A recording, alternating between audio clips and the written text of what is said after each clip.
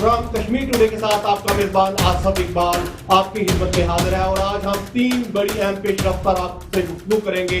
हमारे जराये के मुताबिक YDA जो डॉक्टरों की तंजीम है उसका इजलास हुआ है और उसमें कहा गया है कि Naeem Ahmed Kiani senior vice chairman YDA अपने ओहदे से मुस्ताफी हो जाए। बड़ी खबर हमारे पास एक और भी आई है कि पिम्स हॉस्पिटल में खातून जो है उसकी हलाकत का मामला था, उस पे हमारे पास कुछ सबूत मौसूल हुए हैं, वो भी आपके साथ शेयर करते चलेंगे। इसके अलावा हमारे पास ये रिपोर्ट भी है कि हरासमेंट का जो केस है इस हवाले से वज़ीर आज़म आज़ाद कश्मीर तक भी ये बात पहुंचाई गई है।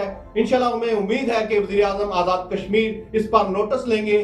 जिस तरह SHO इमरान चौधरी अपने नौकरी से डिसमिस हुए हैं, क्या डॉक्टर नईम अहमद कियानी इतना ताकतवर है कि इसके खिलाफ कोई तरह के इक़दाम नहीं किए गए? ये तो कसाई का काम है। ये तो उसने उस मोची से भी बुरा हाल कर दिया।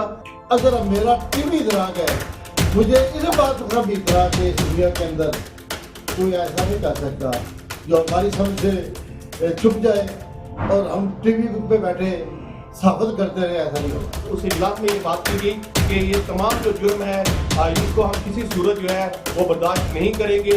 ये YDA के लिए बदनामी का बाइस है।